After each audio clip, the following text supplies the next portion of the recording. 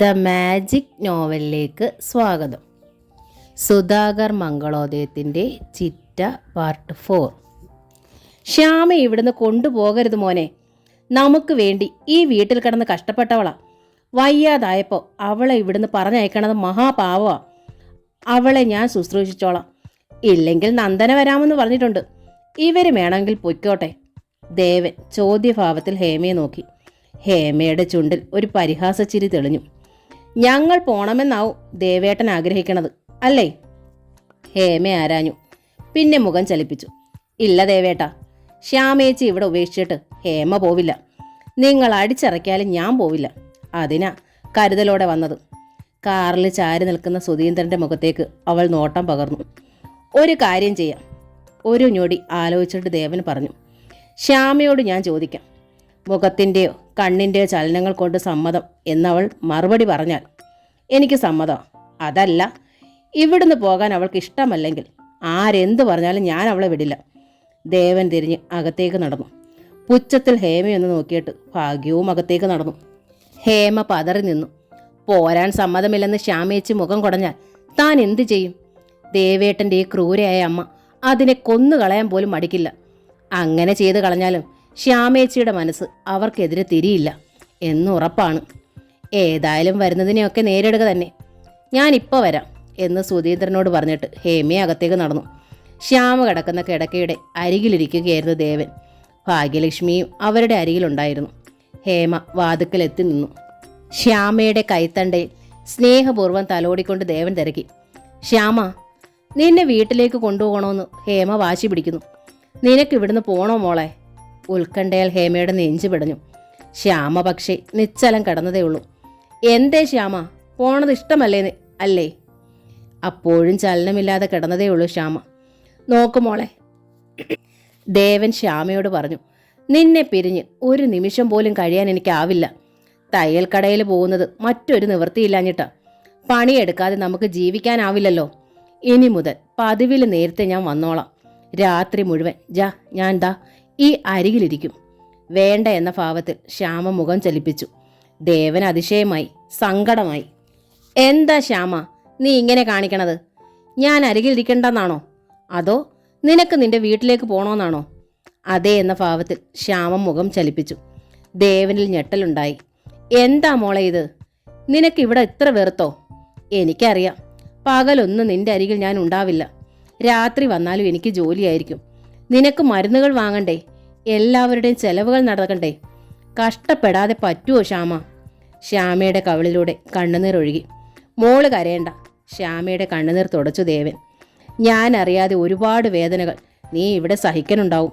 സാരമില്ല, നിനക്ക് പോണമെന്നാണെങ്കിൽ ഞാൻ അയക്കാം. ശ്യാമയുടെ കണ്ണുകൾ വിടർന്നു. മുഖത്ത് സന്തോഷത്തിൻ്റെ തുടിപ്പുണ്ടായി. പക്ഷേ ഞാൻ നിന്റെ ഒപ്പം വരും. നീ ഇല്ലാതെ ഒരിടത്ത് എനിക്ക് ശ്വാസം മുട്ടു ശ്യാമ, ദേവൻ പറഞ്ഞു. ശ്യാമയുടെ മുഖം മങ്ങി. വേണ്ട എന്ന അർത്ഥത്തിൽ അവൾ മുഖം ചലിപ്പിച്ചു. അതെന്താ മോളെ? ദേവൻ ശ്യാമയുടെ കൈക്ക് പിടിച്ചു. എന്നെ വെറുപ്പായോ? എന്നെ കാണണ്ടെന്നായോ? അവളുടെ തൊണ്ടയിടറി.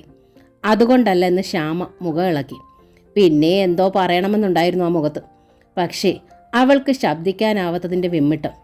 ശരി, ഒരു നിമിഷത്തെ ആലോചനയ്ക്ക് ശേഷം ദേവൻ സമ്മതിച്ചു. ശ്യാമ പൊയ്ക്കോളൂ. നിന്റെ സന്തോഷമാ എൻ്റെ സമാധാനം. ഞാൻ അവിടെ വന്ന് നിന്നെ കണ്ടോളാം. ചികിത്സയ്ക്കുള്ള പണവും എത്തിച്ചോളാം. നീ അരികിലില്ലാത്ത സ്ഥിതിക്ക് രാത്രി മുഴുവൻ ഞാൻ പണിയെടുക്കും.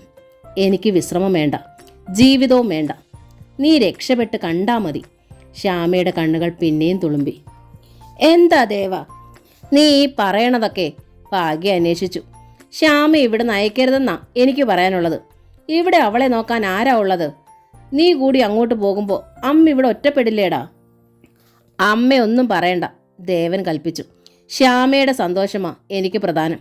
ഈ വീട്ടിൽ വന്നിട്ട് അവൾ ഒരു സന്തോഷവും അനുഭവിച്ചിട്ടില്ല. ഇപ്പോഴാണെങ്കിൽ ജീവിതം ഇങ്ങനെയുമായി. അമ്മയ്ക്കറിയാമല്ലോ, അമ്മ ഒരുപാട് ദ്രോഹിച്ചിട്ടുണ്ടെന്ന്. ഇനിയിപ്പോൾ അവളുടെ സന്തോഷം എന്തോ അതാണ് എനിക്ക് മുഖ്യം. ശ്യാമേ, പുറപ്പെട്ടോളൂ. പക്ഷേ ഞാനും അവിടെ വരെ വരും.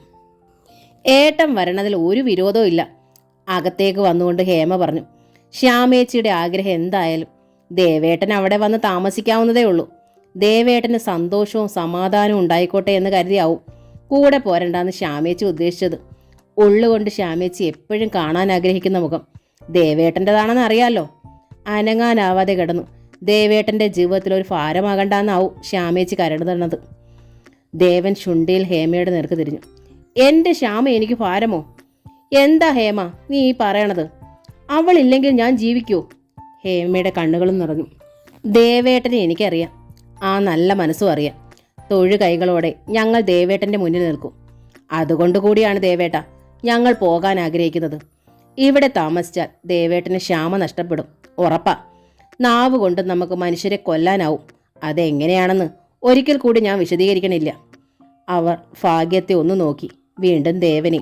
ഭാഗ്യം വെറുപ്പിൽ മുഖം വെട്ടിത്തിരിച്ചു. ദേവൻ വല്ലാത്ത വിമിട്ടത്തിൽ എല്ലാവരെയും മാറി മാറി നോക്കി. അപ്പോഴേക്കും സുധീന്ദ്രൻ വാതിക്കലെത്തി. എന്താ ഹേമയെ തീരുമാനിച്ചത്? നമ്മളിപ്പോൾ പോകുന്നുണ്ടോ? ഹേമ മറുപടിക്കായി ദേവനെ നോക്കി. പോകുന്നുണ്ട്, ദേവൻ പറഞ്ഞു. ഞാനും കൂടെ വരുന്നുമുണ്ട്. ദേവനും സുധീന്ദ്രനും കൂടിയാണ് ശ്യാമയെ എടുത്ത് കാറിൽ കിടത്തിയത്. തത്തയെ നെഞ്ചോടടക്കി പിടിച്ച് അമ്മിണി ശ്യാമയുടെ അരികിലിരുന്നു. സുധീന്ദ്രൻ വണ്ടി ഓടിച്ചു. അയാളുടെ അരികിൽ ഹേമയിരുന്നു. ആ വണ്ടിയുടെ പിന്നാലെ തൻ്റെ പഴയ സ്കൂട്ടറിൽ ദേവന് നീങ്ങി. അവർ ഗേറ്റ് കടന്നപ്പോഴാണ് മുകളിൽ നിന്ന് അഭിരാമി ഓടിയിറങ്ങി വന്നത്. ശ്യാമയേട്ടത്തിയെ കൊണ്ടുപോയോ അമ്മേ? അവർ ഭാഗ്യത്തോട് തിരക്കി. കൊണ്ടുപോയി, കനത്ത മുഖത്തോടെയാണ് ഭാഗ്യം പറഞ്ഞത്. നിനക്കൊക്കെ തൃപ്തിയായല്ലോ. എനിക്കെന്ത് തൃപ്തി? അഭിരാമി കൈമലർത്തി. മുമ്പേ ഞാൻ വന്ന് നോക്കിയപ്പോൾ കൊണ്ടുപോണോ വേണ്ടായോ എന്ന തർക്കമായിരുന്നു ഇവിടെ. വണ്ടിയുടെ ശബ്ദം കേട്ടാ ഇപ്പോൾ ഞാൻ ഓടി വന്നത്. ഇവിടുന്ന് കൊണ്ടുപോകും മുമ്പ് എൻ്റെ തത്തയെ ഒന്ന് കാണാൻ പോലും അനുവദിച്ചില്ലല്ലോ. ഒരു വാക്കെങ്കിലും എൻ്റെ അടുത്ത് ആരെങ്കിലും പറയുമെന്ന് ഞാൻ വിചാരിച്ചു. ആരാ നിന്റെ അടുത്ത് വാക്ക് പറയേണ്ടത്? പുച്ഛത്തിൽ ഭാഗ്യം തിരക്കി. ശ്യാമയോ? അവൾക്ക് മിണ്ടാനാവില്ലെന്നറിയില്ലേ? പിന്നെയുള്ളത് അവളുടെ അനിയത്തിയാ. നിങ്ങൾ വലിയ ചങ്ങാതിമാരായിരുന്നല്ലോ. എന്നിട്ടും എന്തേ അവൾ യാത്ര പറയാതെ പോയത്? അതെനിക്കല്ലല്ലോ അറിയുക. അഭിരാമിക്ക് ഉത്തരം മുട്ടി. സാരമില്ല, ഭാഗ്യം പല്ലിറുമി. മരണം അറിയിക്കുമ്പം പോയി ശവം കാണാം, അത് മതിയല്ലോ നിങ്ങൾക്കൊക്കെ. അമ്മേ, ഭാഗ്യത്തിൻ്റെ അടുത്തേക്ക് പാഞ്ഞു എന്ന് അഭിരാമി. ഇപ്പോൾ നമ്മൾ രണ്ടുപേരും മാത്രമേ ഇവിടെ ഉള്ളൂ. നമ്മൾ രണ്ടുപേർക്കും മാത്രം അറിയാവുന്ന ഒരു സത്യമുണ്ടല്ലോ നമുക്കിടയിൽ. അവൾ ഭാഗ്യത്തിൻ്റെ മുഖത്തേക്ക് നോക്കി. ഭാഗ്യത്തിൻ്റെ കണ്ണുകളിൽ പതർച്ചയുണ്ടായി. ശ്യാമേട്ടത്തി ശവമായാൽ അതിൻ്റെ ഉത്തരവാദിത്വം നിങ്ങൾ ഒറ്റ ഒരുത്തിക്കാണും, അഭിരാമി പറഞ്ഞു. ഹേമയും അമ്മയും ദേവേട്ടനും ആ സത്യം കുഴിച്ചു മൂടിന്നിരിക്കും. പക്ഷേ അഭിരാമി അത് വെളിച്ചത്ത് കൊണ്ടുവരിക തന്നെ ചെയ്യും, ഭാഗ്യലക്ഷ്മി അമ്മേ. ഭാഗ്യത്തിൻ്റെ കണ്ണുകൾ ഭയത്താൽ വിങ്ങി. നമ്മുടെ നാട്ടാചാരം വിവാഹം കഴിഞ്ഞ പെൺകുട്ടികൾ ഭർതൃഗ്രഹത്തിൽ താമസിക്കുകയാണല്ലോ, അഭിരാമി ചോദിച്ചു. സ്വന്തം വീട് വിട്ടും മാതാപിതാക്കളെ വിട്ടും ഭർത്താവിൻ്റെ വീട്ടിലെ അടുക്കള ജോലിക്കാരിയായി എത്തുന്ന പെൺകുട്ടികളെ ഭർത്തൃമാതാക്കൾ ചുട്ടു തിന്നുന്ന പതിവ് നിങ്ങളോടെ അവസാനിക്കണം. അത് ഞാൻ അവസാനിപ്പിക്കും. വെട്ടിത്തിരിഞ്ഞവൾ മുകളിലേക്ക് പോയി. ഭാഗ്യം ജീവച്ചവമായി നിന്നു. ശ്യാമയെ ശ്യാമാഫയിൽ എത്തിച്ച ശേഷം ദേവൻ ഹേമയോട് പറഞ്ഞു. ഇപ്പോൾ പോയാലും ഞാൻ കൂടെ വരും. രാത്രി വന്നിട്ട് വൈകി തിരിച്ചു പോകും. ഇവിടെ കിടക്കണമെന്നില്ലെന്നേ ഉള്ളൂ. അത് ശ്യാമയുടെ ഇഷ്ടം മാനിച്ചാണ്. പക്ഷേ വീണ്ടും രാവിലെ ഇവിടെ വന്നിട്ടേ ടെക്സ്റ്റൈൽ ഷോപ്പിലേക്ക് പോകും. കുഴപ്പമില്ലല്ലോ. എന്താ കുഴപ്പം? ഹേമ ചിരിച്ചു. ഇത് ദേവേട്ടൻ്റെ വീടാണ്. ഇവിടെ ഉള്ളത് ദേവേട്ടൻ്റെ ഭാര്യയും കുട്ടിയുമാണ്. പിന്നെ ഞങ്ങളും അന്യരൊന്നും അല്ലല്ലോ. തത്തയെ എടുത്ത് തുരുതുരെ ഉമ്മ വെച്ച് ശ്യാമയോട് യാത്ര പറഞ്ഞാണ് ദേവൻ മടങ്ങിയത്. രാത്രി അയാൾ സ്വന്തം വീട്ടിലെത്തിയപ്പോൾ ഭാഗ്യം സ്നേഹപൂർവ്വം വിളിച്ച് ചോറ് വിളമ്പിക്കൊടുത്തു. നീ വിഷമിക്കേണ്ട, അവർ ദേവനോട് പറഞ്ഞു. ശ്യാമ ഏതായാലും പോയില്ലേ, നമ്മൾ തടഞ്ഞിട്ടും അവൾ നിന്നില്ലല്ലോ. ദേവൻ ചോദ്യഭാവത്തിൽ അമ്മയെ നോക്കി. അവൾ അവിടെ സന്തോഷമായി കഴിഞ്ഞോട്ടെ, ഭാഗ്യം തുടർന്നു. പക്ഷെ നീയും ഇവിടെ സന്തോഷമായി കഴിയണം. അതിന് നീ ഒരു വിവാഹം ചെയ്യണം. ഒരു ഭാര്യയുള്ളപ്പോൾ മറ്റൊരു വിവാഹമോ? ദേവന് ശുണ്ടി വന്നു. ഭാര്യയ്ക്ക് മിണ്ടാനോ എണീക്കാനോ വയ്യെങ്കിലോ? ആ ഒരു കാരണം മതി മോനെ വിവാഹമോചനം കിട്ടാൻ. എന്നിട്ട് നീ നന്ദനെ വിവാഹം കഴിക്കണം. നിനക്കറിയാമോ, ദൈവത്തിൻ്റെ തീരുമാനമാത്. അമ്മേ, ഉരുട്ടി ഉയർത്തിയ ഉരുള പ്ലേറ്റിലേക്ക് എറിഞ്ഞിട്ട് ദേവൻ ചാടി എഴുന്നേറ്റു. നീ ഇത്ര ക്ഷോഭിക്കാനായി ഞാനൊന്നും പറഞ്ഞില്ലല്ലോ ദേവ, സങ്കടത്തിൽ ഭാഗ്യലക്ഷ്മി ചോദിച്ചു. ഒരിക്കൽ നീ ജീവനായി സ്നേഹിച്ച പെണ്ണാണ് നന്ദന. ശ്യാമയിടയിൽ വന്ന് കയറിയില്ലായിരുന്നെങ്കിൽ നീ നന്ദനയുടെ കഴുത്തിൽ തന്നെ താലി കെട്ടുമായിരുന്നു. ഇല്ല, ദേവൻ പറഞ്ഞു. ശ്യാമയിടയിൽ വന്നില്ലായിരുന്നെങ്കിലും എനിക്ക് നന്ദനെ കിട്ടില്ലായിരുന്നു. ഞാൻ വെറുമൊരു തയ്യൽക്കാരനല്ലേ. അതന്ന്. ഭാഗ്യം ചിരിച്ചു. ഇപ്പൊ നീ ഒന്ന് ഞൊടിച്ചാ മതി, നന്ദനയും കൂട്ടി അവളുടെ അച്ഛൻ ഇവിടെ വരും. നിന്നെ അല്ലാതെ മറ്റൊരു പുരുഷനെ അവൾ സ്വീകരിക്കില്ലെന്ന് ആ മാഷിനറിയാം. അപ്പോ അവരുടെ ആ നിസ്സഹായത നമുക്ക് മുതലെടുക്കാം അല്ലേ? പരിഹാസത്തിൽ ദേവൻ അമ്മയെ നോക്കി. അനങ്ങാനാവാതെ മറ്റൊരു നിസ്സഹായ അവളുടെ വീട്ടിൽ കിടക്കണുണ്ട്. അവളെയും നമുക്ക് ക്രൂരമായി മറക്കാം അല്ലേ? പക്ഷേ എന്തു ചെയ്യാം? അമ്മയുടെ ഈ സ്വാർത്ഥതയും അവസരവാദവും അമ്മയുടെ വയറ്റിൽ പിറന്ന് എനിക്ക് കിട്ടിയിട്ടില്ലല്ലോ. അമ്മ പറയണതും പ്രവർത്തിക്കുന്നതുമെല്ലാം അങ്ങേയറ്റം നിന്ദ്യമായ കാര്യങ്ങളാണ് എനിക്ക് തോന്നണത്. ഇതിലെന്ത് നിന്ദ്യതയാ കുട്ടി? ചെറുചിരിയോടെയാണ് ഭാഗ്യം ചോദിച്ചത്. ശ്യാമ അനങ്ങാൻ വയ്യാതെ കിടക്കുകയാണ്. അവളുടെ കാര്യം നോക്കണമെങ്കിൽ മറ്റൊരാൾ വേണം. അനങ്ങാനാവുന്ന കാലത്തും മുടന്തിയാ അത് നടന്നിരുന്നത്. മറ്റ് പെൺകുട്ടികളെ പോലെ ഭർത്താവിനെ ശുശ്രൂഷിക്കാനൊന്നും അവൾക്ക് കഴിഞ്ഞിരുന്നില്ല. എന്നിട്ടും സഹാനുഭൂതിയോടെ അവൾക്ക് നല്ലൊരു ജീവിതം നീ കൊടുത്തില്ലേ? മറ്റാര് ചെയ്യുമത്? അതിൻ്റെ നന്ദി അവൾക്കുണ്ട്. അതുകൊണ്ടാ അവൾ സ്വയം ഒഴിഞ്ഞു മാറി തന്നത്. നിനക്ക് നല്ലൊരു ജീവിതം ഉണ്ടായിക്കോട്ടെ എന്ന് കരുതി. ശ്യാമയില്ലാതെ എനിക്കൊരു നല്ല ജീവിതം ഉണ്ടാകുമോ അമ്മേ? ഞാൻ എത്ര വട്ടം പറഞ്ഞു. ശ്യാമയെ മനഃപൂർവ്വം ഉപേക്ഷിച്ചതല്ലോ, അവൾക്ക് വയ്യാഞ്ഞിട്ടല്ലേ. അവളെപ്പോലൊരു പെൺകുട്ടിയല്ലേ നന്ദന. അവൾ നിന്നെ സ്നേഹിച്ചതാ, നീ തിരിച്ചും സ്നേഹിച്ചു. എന്നിട്ടും അനിയൻ്റെ പാവം തീർക്കാൻ വേണ്ടി നീ ആ പാവം പെണ്ണിനെ ഉപേക്ഷിച്ചു. അവളുടെ അച്ഛൻ്റെ എതിർപ്പിനെക്കുറിച്ച് നീ എൻ്റെ അടുത്ത് പറയണ്ട. എന്ത് എതിർപ്പുണ്ടായാലും നീ വിളിച്ചിരുന്നെങ്കിൽ നന്ദനെ ഇറങ്ങി വന്നേനെ. നീ പക്ഷെ അവളുടെ ഹൃദയം തകർത്തു. ശുദ്ധൻ ദുഷ്ടൻ്റെ ഫലം ചെയ്യൂന്ന് കേട്ടിട്ടില്ലേ? നിനക്കറിയില്ലെങ്കിൽ ഞാനൊരു കാര്യം പറഞ്ഞു തരാം. പെൺശാപം, അതും കന്യാശാപം, ഭയങ്കരമാ മോനെ. അതിൻ്റെ ശിക്ഷയാ ശ്യാമയ്ക്ക് ഇങ്ങനെ സംഭവിച്ചത്. ദേവൻ സ്തബ്ധനായി. അയാളിൽ വല്ലാത്ത പാരവശ്യം പ്രകടമായി. എന്നിട്ട് നിന്റെ അനിയൻ്റെ ഭാര്യ പറഞ്ഞത് ഞാൻ ശ്യാമയ്ക്ക് വിഷം കൊടുത്തു എന്നാ. നിന്റെ ശ്യാമയുടെ അമ്മയെ അനിയത്തി അത് വിശ്വസിക്കുകയും ചെയ്തു. ആരെങ്കിലും ശ്യാമയ്ക്ക് വിഷം കൊടുത്തിട്ടുണ്ടെങ്കിൽ അതാരാണെന്ന് ക്രമേണ നിനക്ക് മനസ്സിലാവും. ഭാഗ്യം കിതച്ചു. വേച്ച് വാഷ് ബേസിനരികിൽ ചെന്നു കൈ കഴുകിയ ശേഷം ദേവൻ ഡൈനിങ് റൂമിലെ ചെയറിൽ തന്നെ തളർന്നിരുന്നു. നിനക്കറിയാലോ? ഭാഗ്യം ദേവനോട് ചോദിച്ചു. ശ്യാമയിൽ ആദ്യം താല്പര്യമുണ്ടായത് രാജുവിനാണെന്ന് അഭിരാമിക്കും അറിയാം. എന്നു മാത്രമല്ല, അവർ തമ്മിൽ ഇപ്പോഴും അടുപ്പമുണ്ടോയെന്ന് അവൾക്ക് സംശയം ഉണ്ടായിരുന്നു. ആ സംശയം ഭ്രാന്തായി. അങ്ങനെ അവൾ ആ ശ്യാമയ്ക്ക് വിഷം കൊടുത്തത്. ദേവൻ അമ്മയെ നോക്കി. സത്യ മോനെ അമ്മ പറയണത്. മുമ്പേ അവളൊരു കൊല ചെയ്തതാ. എന്തും ചെയ്യാൻ മടിയില്ലാത്തവളവൾ. അവൾക്ക് കിട്ടാൻ പോണ ശിക്ഷ എന്താണെന്ന് നമുക്ക് കാത്തിരുന്ന് കാണാം. പക്ഷേ അവൾ എങ്ങനെയായാലും എനിക്കൊന്നുമില്ല. എന്നാൽ നിന്റെ ജീവിതം അനാഥമാവരുതെന്ന് അമ്മയ്ക്ക് നിർബന്ധമുണ്ട്. എൻ്റെ ജീവിതം എങ്ങനെയാണമ്മേ അനാഥമാവണത്? എനിക്ക് ശ്യാമയില്ലേ? എൻ്റെ തത്തമ്മോളില്ലേ? ദേവൻ ചോദിച്ചു. തത്തമ്മോളുണ്ട്. ഭാഗ്യം തലകുലുക്കി. പക്ഷേ അതൊരു പെൺകുഞ്ഞ. അതെന്നു വലുതായി നിനക്കൊരു സഹായമാകും. പെൺകുഞ്ഞാവുമ്പം വലുതായ അത് വേറെ കുടുംബത്തിലേക്ക് പോകും. ശ്യാമ എഴുന്നേറ്റ് നിന്റെ കാര്യങ്ങൾ നോക്കുന്നു. നീ ഇനി പ്രതീക്ഷിക്കുകയേ വേണ്ട മോനെ. അത് ഈ കിടപ്പ് കിടക്കുകയുള്ളൂ. അതുകൊണ്ടാ അമ്മ പറയണത് നീ നന്ദനയ്ക്കൊരു ജീവിതം കൊടുക്കണമെന്നും. അതോടെ ആ ശാപം തീരും. നാളെ നിന്റെ തത്തമോൾക്കും നന്ദന ഒരു തുണയാകും. ശ്യാമയ്ക്ക് വല്ലത് സംഭവിച്ചാലും അമ്മയുടെ സ്ഥാനത്ത് നന്ദന കാണുമല്ലോ. അങ്ങനെ പറയാതമ്മേ. അസഹ്യമായ സങ്കടത്തിൽ ദേവൻ ശിരസിൽ കൈത്തലം കമിഴ്ത്തി വെച്ചു. ഇല്ല, അത് ഞാൻ പറയണില്ല. ഭാഗ്യം ദേവന്റെ ഇംഗിതത്തിന് നിന്നു. എന്നാൽ ശ്യാമയെ ശുശ്രൂഷിക്കാനും ഒരാൾ വേണ്ടേ? ഹേമ കല്യാണം കഴിച്ച അവളുടെ പാട്ടിനങ്ങ് പോവും. നോക്കിക്കോ. കാറുമായി വന്ന ഒരുത്തനെ നീ കണ്ടില്ലേ? ശ്യാമയും കൊണ്ടുപോകാൻ വന്നവൻ. നിന്റെ മുന്നിൽ വെച്ചല്ലേ അവൻ്റെ കാറിൽ അവൾ പോയത്. എന്ത് തൻ്റെ ഇടം! അവളുടെ ഏട്ടത്തിയുടെ ഭർത്താവാണല്ലോ നീ. ഏട്ടൻ്റെ സ്ഥാനമാ. ആ ഒരു വകവയ്പ് വല്ലതുമുണ്ടായിരുന്നു അവൾക്ക്. അഹങ്കാരി. ആരാ അവനെന്ന് പോലും ആർക്കും അറിയില്ല. അത്തരക്കാരെ കൊണ്ട് നിനക്ക് വല്ല ഗുണവും ഉണ്ടാകുമോ മോനെ? ദേവൻ ഉത്തരമില്ലാതായി. ഇവിടെ നിന്റെ അനിയനുണ്ടെങ്കിലും അവനൊരു രാക്ഷസിയുടെ പിടിയിലുമായി. ഇന്ദുവിന് പക്ഷെ സ്നേഹമുണ്ട് എന്ന് വെച്ച് ദിനകർ പോകുമ്പോൾ അവൾക്ക് കൂടെ പോകാതെ പറ്റുമോ? ദേവൻ മറുപടി ഒന്നും പറഞ്ഞില്ലെങ്കിലും മകൻ തൻ്റെ പിടിയിലേക്ക് ചായുന്നതായി ഭാഗ്യത്തിന് തോന്നി. മുമ്പൊരിക്കലും അവൻ ഇങ്ങനെ ഒതുങ്ങി നിന്നിട്ടില്ല. രാജുവിനെ പോലെ എടുത്തടിച്ച മട്ടിൽ മറുപടി പറയില്ലെന്നേ ഉള്ളൂ. മുഖത്ത് പ്രതിഷേധം കാണാറുണ്ട്. സ്വന്തം ഇഷ്ടപ്രകാരമേ എന്തും ചെയ്യുകയുള്ളൂ. ശ്യാമ പോയതുകൊണ്ടാവാം ദേവനിൽ ഇപ്പോൾ വല്ലാത്ത തളർച്ച കാണാനുണ്ട്. ഇപ്പോൾ ശ്രമിച്ചാൽ അവൻ തൻ്റെ കൈപ്പിടിയിൽ ഒതുങ്ങും. ഭാഗ്യത്തിന് ഉത്സാഹമായി. അതുകൊണ്ടാ അമ്മ പറയണത് മോനൊരു തുണ വേണമെന്ന്. നന്ദനയാവുമ്പോൾ നിനക്കറിയാം, അവൾക്ക് നിന്നെ അറിയാം. നിനക്ക് വേണ്ടി കാത്തിരിക്കണവളാ. ഇന്നത്തെ കാലത്ത് മറ്റേതൊരു പെണ്ണ് ഇങ്ങനൊരു പുരുഷന് വേണ്ടി കാത്തിരിക്കുമെടാ? നീ പറയ്. അവൾക്ക് വേറെ ഒരു ആൺകുട്ടിയെ കിട്ടാഞ്ഞിട്ടല്ലല്ലോ.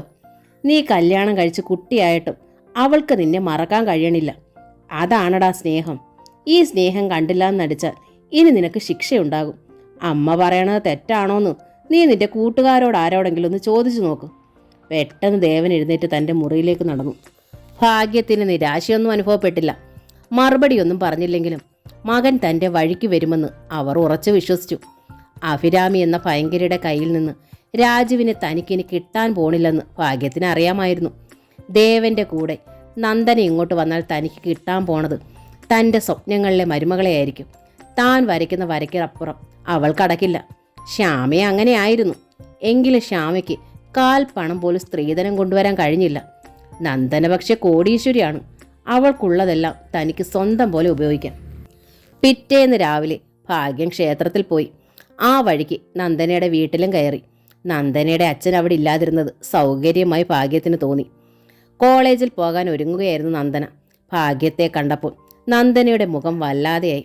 അകത്ത് ചെന്ന് ഭാഗ്യം നന്ദനയുടെ കൈ കവർന്നു. മോളെ കാണാൻ വന്നതാ അമ്മ. ഓരോ വാക്കിലും സമൃദ്ധമായി തേൻ പുരട്ടാൻ ഭാഗ്യം പ്രത്യേകം ശ്രദ്ധിച്ചു. മോൾ അന്ന് അമ്മയോട് കെറിവിച്ചല്ലേ പോയത്? ഏയ്, നന്ദന പുഞ്ചിരിക്കാൻ ശ്രമിച്ചു. അത് നുണ. ഭാഗ്യം കൊഞ്ചി. ഹേമയും അഭിരാമിയും പറഞ്ഞതൊക്കെ മോൾ അപ്പാടെ വിശ്വസിച്ചെന്ന് അമ്മയ്ക്കറിയാം. അവർ രണ്ടുപേരും വലിയ കൂട്ടായിരുന്നു. എൻ്റെ മക്കളെ എന്നിൽ നിന്ന് അകറ്റുകയായിരുന്നു അവരുടെ ലക്ഷ്യം. എന്നെ ഇന്ദുവിനെ കണക്കറ്റ് ദ്രോഹിക്കുകയും. ശ്യാമ പക്ഷെ പാവമായിരുന്നു കേട്ടോ. ഹേമ പക്ഷെ അഭിരാമിയുടെ വശീകരണ പൊടി തിന്നു. അവളത് ശ്യാമയും തീറ്റിച്ചു. മനസ്സിലാകാത്ത മട്ടിൽ നന്ദന കണ്ണു വീഴ്ചു. മറ്റൊന്നുമല്ല അമ്മ പറയണത്. ഭാഗ്യം തുടർന്നു. ശ്യാമയെ അവരുടെ വീട്ടിലേക്ക് കൊണ്ടുപോകണമെന്ന് ഹേമയ്ക്ക് നിർബന്ധം. ശ്യാമയ്ക്ക് പക്ഷെ ഇവിടുന്ന് പോകാൻ മനസ്സുമില്ല. അനിയത്തി വിടുവോ? പീറുപീർത്ത് ഒടുവിൽ പോയാൽ മതിയെന്നായി ശ്യാമയ്ക്കും. മിണ്ടാൻ കഴിയില്ലല്ലോ ശ്യാമയ്ക്ക്. നന്ദന തിരക്കി. മിണ്ടണ്ട, ഭാഗ്യം പറഞ്ഞു. പോണോന്ന് ആംഗ്യം കാണിച്ചാൽ പോരെ. ദേവൻ എന്തെല്ലാം പറഞ്ഞിട്ടും അവൾക്ക് ഒരേ വാശി. എന്നിട്ട് നന്ദനയ്ക്ക് ആകാംക്ഷയായി. ഹേമ അവളെ കൊണ്ടുപോയി. നന്ദന വല്ലാതായി. ഒരു നിമിഷം കഴിഞ്ഞ് അവൾ ചോദിച്ചു, കുട്ടിയെ കൊണ്ടുപോയോ? കുട്ടിയെ പ്രസവിച്ചത് ശ്യാമയല്ലേ? കുട്ടിയെ കൊണ്ടുപോകണമെന്ന് ഏട്ടത്തിക്ക് അനിയത്തിക്ക് നിർബന്ധം. തടഞ്ഞു വെക്കാൻ നമുക്ക് അവകാശമുണ്ടോ? ദേവേട്ടൻ? ദേവൻ അവിടെയുണ്ട്. അവൻ തടഞ്ഞിട്ട് നിൽക്കാതെ സ്വന്തം ഇഷ്ടപ്രകാരം പോയവളോടൊപ്പം അവൻ അവിടെ ചെന്ന് താമസിക്കുമോ? പക്ഷേ കൊച്ചിനെ കാണാനായി ദിവസേന പോകാനാ തീരുമാനം. ഇത്തിരി വലുതാവുമ്പോൾ ഇങ്ങ് കൊണ്ടുപോരാലോ. ഇനി എന്ത് ചോദിക്കണം, എന്ത് പറയണം എന്നറിയില്ലായിരുന്നു നന്ദനയ്ക്ക്. മോൾ ഏതായാലും സമയം കിട്ടുമ്പോഴൊക്കെ അങ്ങോട്ട് വരണം. എന്ത് പോയി കഴിഞ്ഞാൽ ഞാനവിടെ തനിച്ചല്ലേ. എനിക്ക് എവിടെ അമ്മേ സമയം? നന്ദന കൈമലർത്തി. ഇന്ദുവിനെ പോലെ എനിക്കും ജോലിയുള്ളതല്ലേ. വൈകുന്നേരം വീട്ടിലെത്തിയാലും പിറ്റന്നത്തേക്കുള്ള പ്രിപ്പറേഷൻസ് എടുക്കണം. പിന്നെ ഞാൻ പഠിക്കണമുണ്ട്. ഇനി എന്ത് പഠിക്കാനാ? ഭാഗ്യം കണ്ണു മിഴിച്ചു. ജീവിതകാലം മുഴുവൻ പഠിത്തേ ഉള്ളോ? മറ്റെന്ത് ചെയ്യാനാണമ്മേ? നന്ദന വ്യസനത്തിൽ മന്ദഹസിച്ചു. ജീവിതത്തിന് എന്തെങ്കിലും ഒരു ലക്ഷ്യം വേണ്ടേ? മരിക്കുമ്പോൾ കുറച്ച് സർട്ടിഫിക്കറ്റ്സ് എങ്കിലും ബാക്കി വെക്കാമല്ലോ. അങ്ങനെ പറയല്ലേ മോളെ. അങ്ങേയറ്റ സ്നേഹം ഭാവിച്ച് ഭാഗ്യം നന്ദനയെ ചേർത്ത് പിടിച്ചു. അമ്മയ്ക്ക് സഹിക്കില്ല. മോളുടെ വിചാരം അമ്മയൊരു ദുഷ്ടത്തിയാണെന്നാവും. ഒരു ഉറുമ്പിനെ നോവിക്കാൻ പോലും മനസ്സനുവദിക്കാത്തവളാ അമ്മ. അമ്മയുടെ ആഗ്രഹം മോള് കല്യാണം കഴിച്ച് സുഖമായി താമസിക്കുന്നത് കാണാനാ. ദേവനെ കല്യാണം കഴിക്കണമെന്നല്ല അമ്മ പറഞ്ഞത്.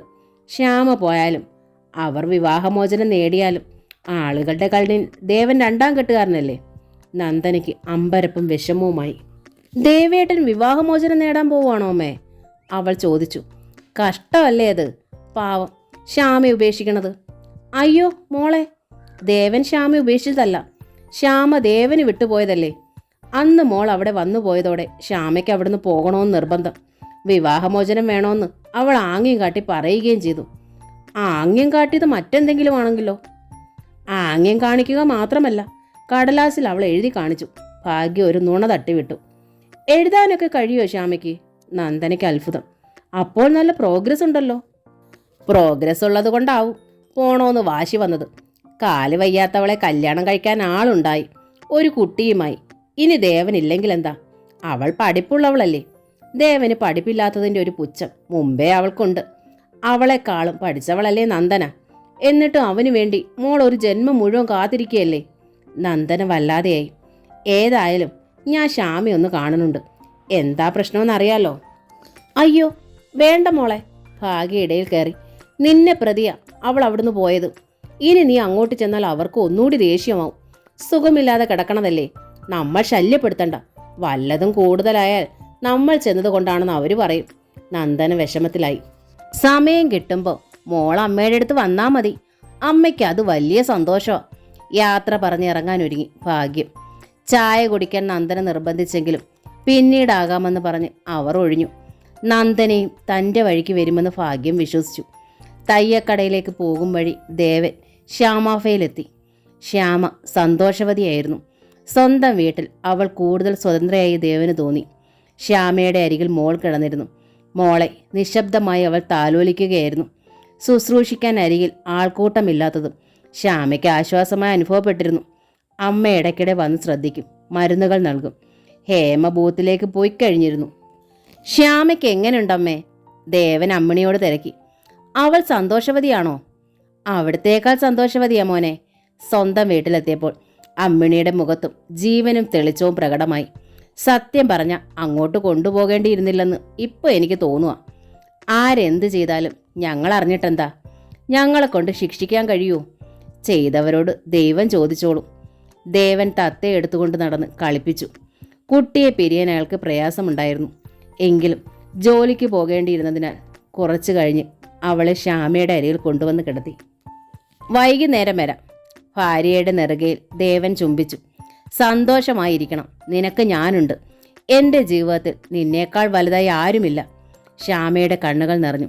അത് സന്തോഷ കണ്ണീരാണെന്ന് ദേവന് മനസ്സിലായി. വൈകുന്നേരം അയാൾ ശ്യാമാഫയിലെത്തുമ്പോൾ ഇരിപ്പ് മുറിയിൽ സുധീന്ദ്രനുണ്ടായിരുന്നു.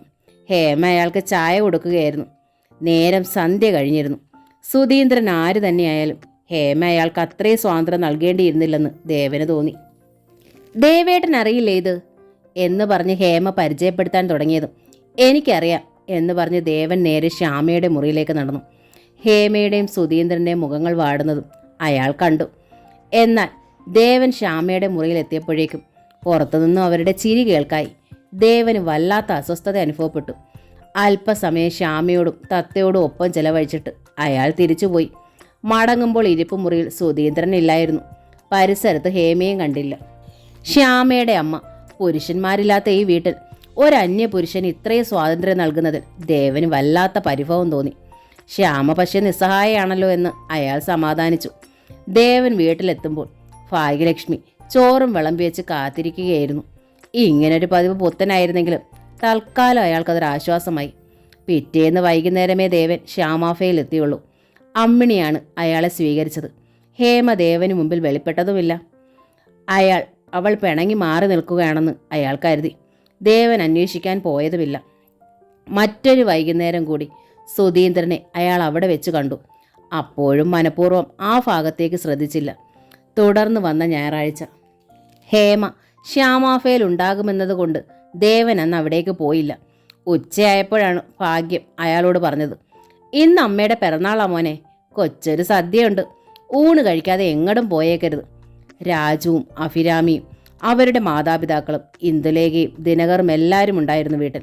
ശ്യാമയും തത്തയും ഇല്ലാത്തതിനാൽ ദേവന് വല്ലാത്ത വിഷമം അനുഭവപ്പെട്ടു. നിലത്ത് പായ വിരിച്ച് തൂശനിലകൾ ഇട്ടായിരുന്നു സദ്യ ഒരുക്കിയത്. 5 തിരിയിട്ട നിലവിളക്ക് ഭാഗ്യം തന്നെ തെളിച്ചു. ഗണപതിക്കുള്ള ഇലയിൽ വിളമ്പിയ ശേഷം ഭാഗ്യത്തിൻ്റെ ഇലയിലാണ് ചോറ് വിളമ്പിയത് വെപ്പുകാരി. പിന്നീട് ഭാസ്കര മേനോൻ്റെ ഇലയിൽ 2 ഇല ഒഴിച്ചിട്ടേക്കണം, ഭാഗ്യം ദമയന്തിയോട് പറഞ്ഞു. 2 വിരുന്നുകാരുമുണ്ട്. ആ നിമിഷമാണ് പോർച്ചിൽ കാറിൻ്റെ ശബ്ദം കേട്ടത്. എല്ലാവരും അത്ഭുതത്തിൽ വാതിക്കലേക്ക് നോക്കി. അകത്തേക്ക് കയറി വന്നത് നന്ദനയും അച്ഛനുമായിരുന്നു. പട്ടും പൊന്നും പൂവും അണിഞ്ഞ് സുന്ദരിയായ നന്ദനയുടെ കയ്യിൽ ഒരു വലിയ സമ്മാനപ്പൊതി ഉണ്ടായിരുന്നു.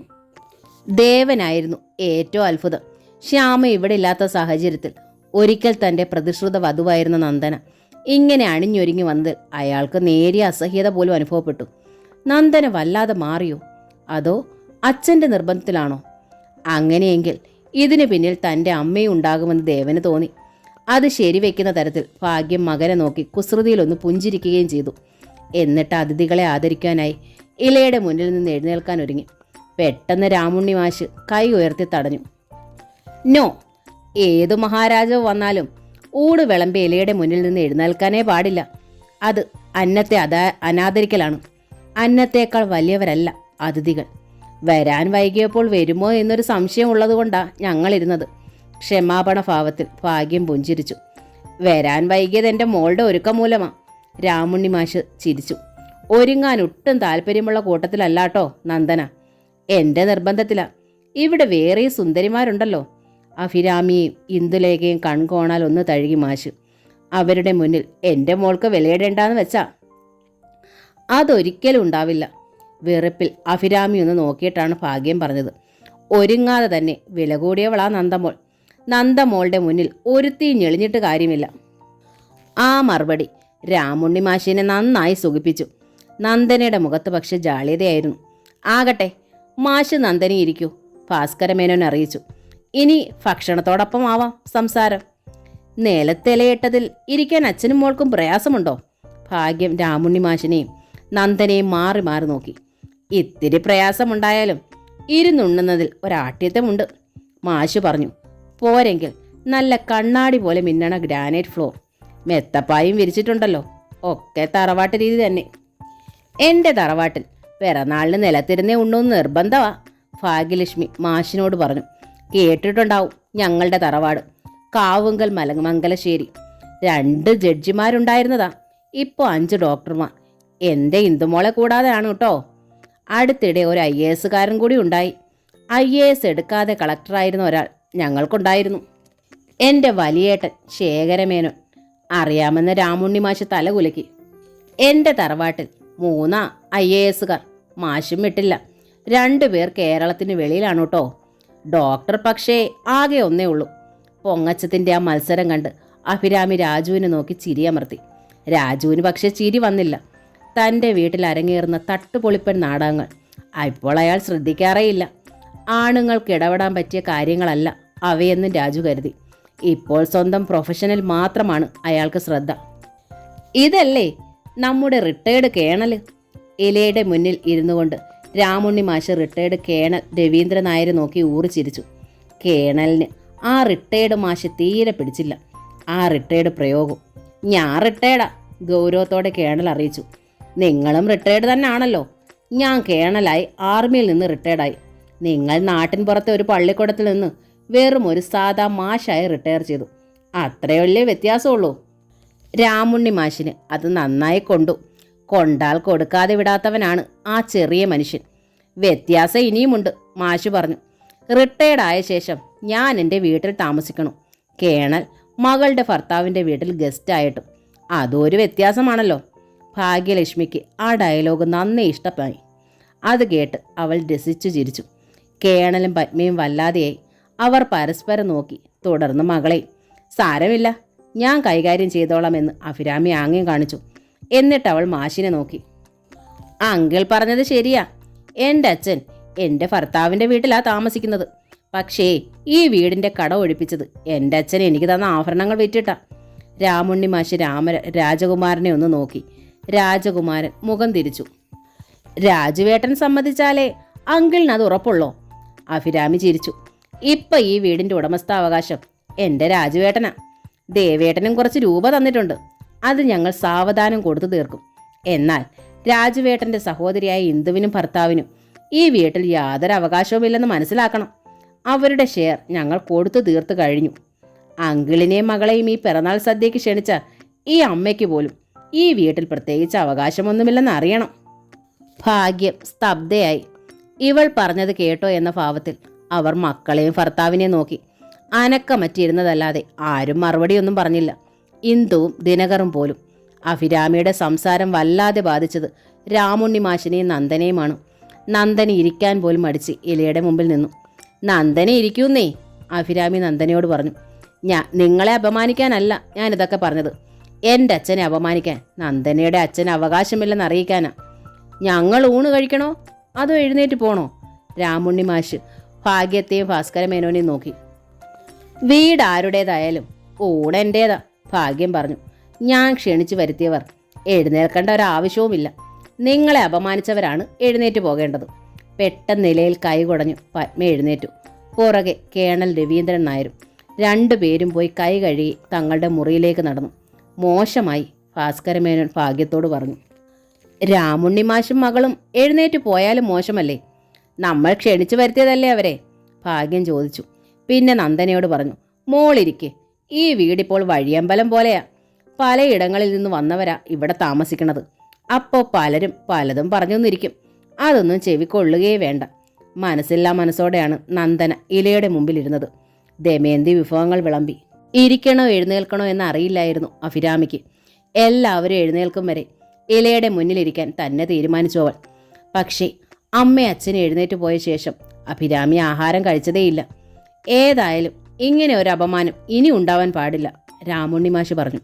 പ്രത്യേകിച്ചും എൻ്റെ മോൾ ഇവിടേക്ക് വരികയാണെങ്കിൽ. ദേവൻ അത് കേട്ട് അമ്പരപ്പിൽ ഭാഗ്യത്തെ നോക്കി. ഭാഗ്യം മകനെ തീർത്തും അവഗണിച്ചു. രാമുണ്ണി മാഷ് പറഞ്ഞ അവസാന വാചകം രാജുവിന് മനസ്സിലായില്ല. അയാൾ നോക്കിയത് ദേവന്റെ നേർക്കാണ്. ദേവൻ അതോടെ ഊണ് മതിയാക്കി എഴുന്നേറ്റ് വാഷ് ബേസിന്റെ നേർക്ക് നടന്നു. അത് ശ്രദ്ധിച്ച നന്ദന വീണ്ടും വിഷമത്തിലായി. ഒന്നുകൂടി മറ്റുള്ളവരുടെ പ്രതികരണങ്ങൾക്ക് കണ്ണും കാതും നൽകാതെ രാമുണ്ണി മാഷ് തുടർന്നു. ദേവന്റെ ആദ്യ ഭാര്യ അനങ്ങാൻ വയ്യാതെ കിടപ്പിലാണെങ്കിലും ആ കുട്ടിയിൽ നിന്ന് അയാൾ വിവാഹമോചനം നേടാതെ എൻ്റെ മകളെ കല്യാണം കഴിച്ചു തരണ പ്രശ്നമേയില്ല. അനങ്ങാൻ വയ്യാതെ കിടക്കണവൾ നാളെ എഴുന്നേറ്റ് നടന്നാലോ? എൻ്റെ കുട്ടി വഴിയാധാരമാവില്ലേ? എല്ലാം ഞാൻ ദേവനോട് പറയാം, ഭാഗ്യ അറിയിച്ചു. നന്ദനെ ഒരിക്കൽ പ്രാണനായി സ്നേഹിച്ചതല്ലേ ദേവൻ. അവളുടെ സുരക്ഷിതത്വം അവൻ നോക്കാതിരിക്കുമോ? അടുത്തത്, രാമുണ്ണി മാഷ് വിരൽ മടക്കി. ഈ വീട്ടിൽ വന്ന് എൻ്റെ മകൾ താമസിക്കണമെങ്കിൽ ഈ വീട്ടിൽ ദേവനും കൂടി അവകാശം വെക്കണം. ഇപ്പോൾ പറഞ്ഞതുപോലെ ഒരിക്കൽ കൂടി രാജുവിൻ്റെ ഭാര്യ പറഞ്ഞാൽ എൻ്റെ മോൾക്കത് താങ്ങാനാവില്ല. എൻ്റെ സർവ്വ സ്വത്തുക്കളുടെ ഏക അവകാശി അവളാ. ഇതിലും വലിയൊരു വീട് അവൾക്ക് വാങ്ങിക്കൊടുക്കാൻ എനിക്ക് കഴിയും. അറിയുമോ ഭാഗ്യലക്ഷ്മി അമ്മയ്ക്ക്? ഇക്കാര്യത്തിൽ ഞങ്ങളൊരു തീരുമാനം ഉണ്ടാക്കാം മാഷേ, ഭാഗ്യം പറഞ്ഞു. പിറന്നാളിനാണ് നിങ്ങൾ ക്ഷണിച്ചതെങ്കിലും നന്ദനെ ദേവന് കൊടുത്തൂടെ എന്ന് ഫോണിൽ ചോദിച്ച സ്ഥിതിക്ക് അതേ സംബന്ധിച്ചു കൂടി ഒരു തീരുമാനം എടുക്കണമെന്ന് വെച്ചാ ഞാൻ വന്നത്, രാമുണ്ണി മാഷ് പറഞ്ഞു. എന്നിട്ട് ഭാസ്കര മേനോനെയും രാജുവിനെയും കൂടി നോക്കി. ദേവന്റെ അച്ഛനും സഹോദരനും എന്ന നിലയ്ക്ക് നിങ്ങളുടെ അഭിപ്രായം കൂടി പറയണം. നന്ദനയ്ക്ക് വേറെ ആലോചനകൾ വരാഞ്ഞിട്ടല്ല, വരണ ആലോചനകൾ മുഴുവൻ അവൾ ഉപേക്ഷിക്കണ സ്ഥിതിക്ക് ഇതെങ്കിലും നടന്നോട്ടേന്ന് വെച്ചാ. ഇല്ലെങ്കിൽ ഒരു രണ്ടാം കല്യാണക്കാരന് ഞാൻ എൻ്റെ മോളെ കൊടുക്കില്ല, പ്രത്യേകിച്ചും ഒരു തയ്യക്കാരന്. മാഷിന് പറയാനുള്ളതെല്ലാം എല്ലാവരും കേൾക്കെ മാഷ് പറഞ്ഞല്ലോ. ഭാഗ്യം രാവുണ്ണി മാഷിനെയും മറ്റുള്ളവരെയും നോക്കി. ഇനി ഞങ്ങളുടെ മറുപടി ഞങ്ങൾ ആലോചിച്ച് പറയാം. എനിക്കേതായാലും നന്ദനെ എൻ്റെ മരുമകളായി വേണം, അതേ എനിക്കറിയൂ. അതോടെ രാജകുമാരനും ഊണ് മതിയാക്കി എഴുന്നേറ്റു. അതിനായി കാത്തിരുന്ന അഭിരാമിയും പുറകെ എഴുന്നേറ്റു. കൈ കഴുകി മുകളിലേക്ക് പോയ രാജുവിൻ്റെ പിന്നാലെ അഭിരാമിയും ചെന്നു. നമ്മളെ ആരെ അറിയിക്കാതെ അമ്മ ഒരുക്കിയ നാടകമാണിത്, അവൾ പറഞ്ഞു. ദേവേട്ടനെ കൊണ്ട് രണ്ടാം വിവാഹം ചെയ്യിക്കാൻ എന്ത് ക്രൂരതയാണിത്? എന്താ ഇതിലിത്ര ക്രൂരത? രാജു തിരിഞ്ഞു നിന്നു. ഏട്ടനൊരു ജീവിതം വേണ്ടേ? മറ്റാർക്കും ഇങ്ങനെ പറയാം, അഭിരാമി പറഞ്ഞു. പക്ഷേ രാജുവേട്ടൻ പറഞ്ഞുകൂടാ. എന്തുകൊണ്ട്? മുഖം കണ്ട് ഇഷ്ടപ്പെട്ട് കല്യാണം പോലും തീരുമാനിച്ചിട്ട് അംഗഭംഗമുണ്ടെന്നറിഞ്ഞ് ഉപേക്ഷിച്ച ആളാണ് രാജുവേട്ടൻ. രാജുവേട്ടന്റെ പാപത്തിന്റെ പരിഹാരമായിട്ടാണ് ദേവേട്ടൻ ശ്യാമേട്ടത്തെ വിവാഹം ചെയ്തത്. എന്നിട്ടിപ്പോ ശ്യാമേട്ടത്തി ഇപ്പോൾ അനങ്ങാൻ വയ്യാതെ കിടക്കുകയല്ലേ. അവരെ കൊണ്ട് ദേവേട്ടൻ എന്താണൊരു പ്രയോജനം? അവരെ ഇപ്പോൾ ദേവേട്ടൻ ചുമക്കേണ്ട അവസ്ഥയല്ലേ? അഭിരാമിയുടെ മുഖം രോഷം കൊണ്ട് ചുവന്നു. ഇതാണ് ക്രൂരതയെന്ന് ഞാൻ പറഞ്ഞത്, അവൾ പല്ല് ഞെരിച്ചു. പ്രയോജനമില്ലാതെ വന്നാൽ നമ്മൾ നമ്മുടെ പ്രിയപ്പെട്ടവരെ വലിച്ചെറിയും അല്ലേ? കീറ തലേണ പോലെ, ഉടുത്തു മുഷിഞ്ഞെറിഞ്ഞ വസ്ത്രം പോലെ അല്ലേ? എന്നിട്ട് പകരം മറ്റൊന്ന് നമ്മൾ ആ സ്ഥാനത്ത് അവരോധിക്കും അല്ലേ? മനുഷ്യബന്ധത്തിന് എന്താ പിന്നെ വില? സ്നേഹത്തിന് എന്താ പിന്നെ വില? രാജുവിന് ഉത്തരം മുട്ടി. ശ്യാമേട്ടത്തിക്കിപ്പോൾ അനങ്ങാൻ വയ്യെന്ന് നിങ്ങൾ പറഞ്ഞല്ലോ. എങ്ങനെ അവർ അനങ്ങാവാനാവാതായി അറിയോ നിങ്ങൾക്ക്? എൻ്റെ അമ്മയും അനുജത്തിയും ചേർന്ന് വിഷം കൊടുത്തുവെന്നാവും പറഞ്ഞു വരണത്. എനിക്കിനി അത് കേൾക്കണ്ട. രാജു മുഖം തിരിച്ചു. കഷ്ടം രാജുവേട്ടാ, അഭിരാമിയുടെ തൊണ്ടയിടറി. നിങ്ങളിൽ ഒരു മാറ്റം ഉണ്ടാവുമെന്ന് ഞാൻ കരുതി, ഓരോ ദിനവും പ്രതീക്ഷിച്ചു. എന്തു മാറ്റം? രാജു ചോദിച്ചു. സ്വൈര്യമില്ലാത്തൊരു വീടായിരിക്കുന്നു ഇത്. എൻ്റെ അമ്മ കുറച്ച് സ്വാർത്ഥയായിരുന്നിരിക്കാം, എന്നാലും ദേവേട്ടൻ്റെയും എൻ്റെയും കല്യാണത്തിന് മുമ്പ് ഈ കുടുംബത്തിൽ എന്ത് സന്തോഷമായിരുന്നു. ഇപ്പം ഇതൊരു വീടേയല്ല, വെറും ലോഡ്ജ്. ആളുകൾ തമ്മിൽ ഒരു ബന്ധവും ഇല്ല. എന്നു മാത്രമല്ല, ദിവസേന വഴക്കും പോർവിളിയും. എനിക്ക് മടുത്തു. എനിക്ക് ഇത്തിരി സ്വൈര്യം മതി. ഈ വീട് ഇങ്ങനെയായത് എന്തുകൊണ്ടാണെന്നാണ് രാജുവേട്ടൻ ചിന്തിച്ചിട്ടുണ്ടോ? എൻ്റെ അമ്മ കാരണമായിരിക്കും, രാജു പറഞ്ഞു. ആണെങ്കിൽ തന്നെ ഞങ്ങൾക്ക് അവരെ ഉപേക്ഷിക്കാൻ കഴിയുമോ? ഞങ്ങളെ പ്രസവിച്ച അമ്മയായി പോയില്ലേ അവർ. നിങ്ങൾ രണ്ട് ദേവതമാർ വന്നു കയറിയിട്ടും ഈ വീട് സ്വർഗമായില്ലല്ലോ. ഒന്നിനൊന്നിന് ഇത് യുദ്ധഭൂമി ആവുകയല്ലേ ചെയ്തത്. അമ്മയുടെ മനോഭാവത്തെ എനിക്കിപ്പോൾ കുറ്റപ്പെടുത്താൻ തോന്നണില്ല. മൂത്ത മകൻ കൊണ്ടുവന്നത് ദരിദ്രയായ ഒരു മുടന്തിയെ. അമ്മ പ്രതിഷേധിച്ചെങ്കിൽ സ്വാഭാവികമല്ലേ. നമ്മുടെ നാട്ടിലെ മിക്ക അമ്മമാരും പ്രതിഷേധിച്ചു പോവും. അഭിരാമിയുടെ കണ്ണുകൾ മിഴിഞ്ഞുപോയി. അടുത്ത മകൻ കൊണ്ടുവന്നത് കൊലപാതക കുറ്റത്തിന് ശിക്ഷിക്കപ്പെട്ട ഒരുത്തിയെ. നേരല്ലേ അത്? നമ്മുടെ നാട്ടിലെ സാധാരണക്കാരിയായ ഒരമ്മ പ്രതിഷേധിക്കാൻ സാധ്യതയില്ലേ? അതിൻ്റെ പേരിൽ അവരെ ലോകത്തിലെ ഏറ്റവും ക്രൂരവും നിന്ദ്യവും രാക്ഷസിയുമായ സ്ത്രീയായി ചിത്രീകരിക്കണമോ? അഭിരാമിയുടെ മുഖം കുനിഞ്ഞു. ഇനി ഞാൻ രാജുവേട്ടനോടൊന്നും പറയണില്ല.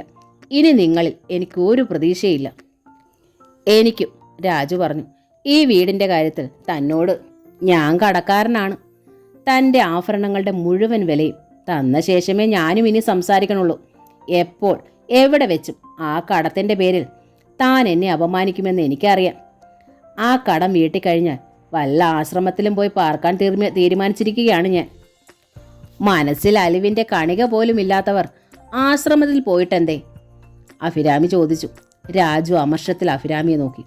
ഓ, മനസ്സും അലിവും ഒന്നും ആശ്രമങ്ങൾക്ക് ആവശ്യമില്ലല്ലോ അല്ലേ? അഭിരാമി ചിരിച്ചു. കുറേ തത്വങ്ങളും കുറേ പ്രാർത്ഥനകളും പിന്നെ കുറേ നിറമുള്ള വസ്ത്രങ്ങളും ആൾക്കൂട്ടവും ഒരു ഊട്ടുപെരയും ഇലയിട്ട സദ്യയും കൂടിയായാൽ എല്ലാം ശുഭം. അവൾ വെട്ടിത്തിരിഞ്ഞു നടന്നു. ദേവൻ അന്ന് ശ്യാമാഫയിലേക്ക് പോയില്ല. മനസ്സിന് വല്ലാത്ത ഭാരം. അയാൾ ഒരിക്കലും പ്രതീക്ഷിച്ചതല്ല നന്ദന തൻ്റെ ജീവിതത്തിലേക്ക് തിരിച്ചു വരുമെന്ന്. തൻ്റെ അമ്മയുടെയും അവളുടെ അച്ഛൻ്റെയും പ്രേരണ കൊണ്ടായാലും അവൾ വേഷം കെട്ടി വന്നുവല്ലോ. ശ്യാമ ജീവനോടെ ഇരിക്കുമ്പോൾ തന്നെ. നന്ദനയ്ക്ക് പകരം മറ്റൊരു പെണ്ണായിരുന്നെങ്കിൽ ദേവൻ പുല്ലുപോലെ നിഷേധിച്ചേനെ. തനിക്ക് വേണ്ടി അവിവാഹിതയായി കഴിഞ്ഞവളാണ് നന്ദന. എനിക്ക് നിന്നെ വേണ്ട എന്ന് പറയണതെങ്ങനെ? ശ്യാമയെ മറന്നുകൊണ്ട് നന്ദനയെ സ്വീകരിക്കുന്നതെങ്ങനെ? ശ്യാമയെ മറന്നാലും പോരാ, അവളിൽ നിന്ന് വിവാഹമോചനം നേടണമെന്നാണ് രാമുണ്ണിമാഷിൻ്റെ നിർബന്ധന. തനിക്കത് കഴിയുമോ? നടക്കാനും സംസാരിക്കാനും കഴിയില്ലെങ്കിലും ശ്യാമയുടെ നെഞ്ചിനുള്ളിൽ ഇപ്പോഴും സ്നേഹാർദ്രമായൊരു മനസ്സുണ്ട്. തന്നെ ജീവനായി സ്നേഹിച്ച മനസ്സ്. ആ മനസ്സിനെ തനിക്ക് എങ്ങനെ നോവിക്കാനാവും? ചിന്ത അത്രയും ആയപ്പോഴാണ് വാതിൽ ഒരു മുട്ട് കേൾക്കാനായത്. രാത്രിയാണ്. 10 മണി കഴിഞ്ഞു. അച്ഛനും അമ്മയും ഉറങ്ങിക്കാണും. രാജു ആണോ? കിടക്കയിൽ നിന്ന് എഴുന്നേറ്റ് നിന്ന് ദേവൻ വാതിൽ തുറന്നപ്പോൾ മുന്നിൽ അഭിരാമി. ദേവൻ അത്ഭുതമായി. പകൽ സമയത്ത് പോലും അഭിരാമി തൻ്റെ മുറിയുടെ വാതിക്കൽ എത്തിയിട്ടില്ല, വിശേഷിച്ചും ശ്യാമയില്ലാത്ത സാഹചര്യത്തിൽ. എന്താ കുട്ടി? ദേവൻ ആരാഞ്ഞു. മറുപടി പറയാതെ അഭിരാമി അകത്തേക്ക് കയറി. ദേവന് പരിഭ്രമമായി. ദേവേട്ടൻ്റെ അനിയൻ്റെ ഭാര്യയാണ് ഞാൻ, അഭിരാമി പറഞ്ഞു. മാത്രമല്ല എൻ്റെ അനിയത്തിയുമാണ് നീ, ദേവൻ പറഞ്ഞു. അതെ, അഭിരാമി സമ്മതിച്ചു. ദേവേട്ടൻ അങ്ങനെ കരുതുന്നത് കൊണ്ടാണ് ഈ സമയത്ത് ഒരു സങ്കോചവും കൂടാതെ ഞാൻ ഈ മുറിയിലേക്ക് വന്നത്. രാജു എവിടെ? ദേവൻ ചോദിച്ചു. നേരത്തെ കിടന്നു, ഉറങ്ങിയെന്ന് തോന്നണു. ഈ സമയത്ത് എന്തിനാണ് കുട്ടി വന്നത്? കുറച്ചുകൂടി നേരത്തെ വരാമായിരുന്നില്ലേ? ഈ സമയത്ത് ഞാനിവിടെ വന്നാൽ നമ്മളെ ആരെങ്കിലും സംശയിക്കുമോ ദേവേട്ടാ? ദേവൻ ഉത്തരം മുട്ടി. ആര് സംശയിച്ചാലും ദേവേട്ടനെയും എനിക്ക് എന്നെ അറിയില്ലേ, അത്രയും പോരെ. ദേവൻ മിണ്ടിയില്ല. പരീക്ഷണത്തിനൊന്നും ഞാൻ തയ്യാറല്ല. പുറത്തേക്കൊന്ന് നോക്കിയിട്ട് അഭിരാമി തുടർന്നു. എൻ്റെ ഇവിടുത്തെ അവസ്ഥ അത്ര ദയനീയമാണ്. ഞാൻ എന്തിനിവിടെ നിൽക്കണമെന്ന് പോലും എനിക്കറിയില്ല. സത്യത്തിൽ ഞാൻ ഈ വീട്ടിൽ ആരുമല്ല. അതെനിക്ക് പറയാൻ ഇവിടെ ദേവേട്ടൻ മാത്രമേ ഉള്ളൂ. ദേവൻ്റെ കണ്ണുകൾ അത്ഭുതത്തിൽ വിടർന്നു. ഏത് നിമിഷവും ഞാനിവിടുന്ന് പോയേക്കാം. ആത്മനിന്ദ സഹിച്ചൊരു ഞാനിവിടെ നിന്നിട്ട് ഒരു കാര്യവുമില്ല. പക്ഷേ അത് പറയാനല്ല ഞാനിപ്പോൾ വന്നത്. ദേവേട്ടൻ. അഭിരാമി ഒരിക്കൽ കൂടി പുറത്തേക്ക് നോക്കി. ദേവേട്ടൻ ശ്യാമേട്ടത്തെ ഉപേക്ഷിച്ചിട്ട് നന്ദനെ വിവാഹം ചെയ്യുമോ? ദേവൻ്റെ മുഖത്ത് വല്ലാത്ത വിമ്മിട്ടം പ്രകടമായി. ഈ ഭൂമിയിൽ കരുണയുള്ള ഒരു വ്യക്തിയെങ്കിലും ഉണ്ടോ എന്ന് എനിക്ക് ആശ്വസിക്കാനാവുമോ എന്നറിയാനാ. നന്ദനെ ഞാൻ ഒരിക്കൽ സ്നേഹിച്ചതാ, ശ്യാമയേക്കാൾ അധികം, ദേവൻ പറഞ്ഞു. പിന്നീട് ശ്യാമ എൻ്റെ എല്ലാമായി. ആ സ്ഥാനത്ത് മറ്റാരെയും സങ്കല്പിക്കാനാവാത്ത വിധം. ഇപ്പോൾ 2 പേരും എൻ്റെ മുന്നിൽ നിൽക്കുക. എനിക്കറിയില്ല എന്താ വേണ്ടതെന്ന്. അയാളുടെ ശബ്ദം ഇടറി. ദേവേട്ടനെ എനിക്ക് മനസ്സിലാവണുണ്ട്, അഭിരാമി പറഞ്ഞു. പക്ഷെ ഒന്ന് ഞാൻ പറയാം, ശ്യാമേട്ടത്തിയോട് വിവാഹമോചനം ആവശ്യപ്പെടരുത്. അതിൽ ഭേദം മനുഷ്യനെ കൊല്ലാൻ പോകുന്ന ഒരല്പം വിഷം അവർക്ക് നൽകുകയാണ്. കരുണാവധമായിരിക്കും അത്. ദേവന്റെ മുഖത്ത് പ്രാണവേദന പ്രകടമായി. അതിനിടയിൽ അയാൾ കണ്ടു, പുറത്ത് വാതിൽക്കൽ അമ്മ, പിന്നിൽ രാജുവും ഇന്ദുവും ദിനകറും, എല്ലാ മുഖങ്ങളിലും കളവ് കണ്ടുപിടിച്ച ഭാവം. ചിറ്റ എന്ന നോവലിൻ്റെ ഈ ഭാഗം ഇവിടെ പൂർണ്ണമാവുകയാണ്. അടുത്ത ഭാഗം ഉടൻ തന്നെ അപ്ലോഡ് ചെയ്യുന്നതായിരിക്കും. ഈ നോവൽ നിങ്ങൾക്ക് ഇഷ്ടമായെങ്കിൽ പ്ലീസ് ഒന്ന് സബ്സ്ക്രൈബ് ചെയ്യണേ. Thank you.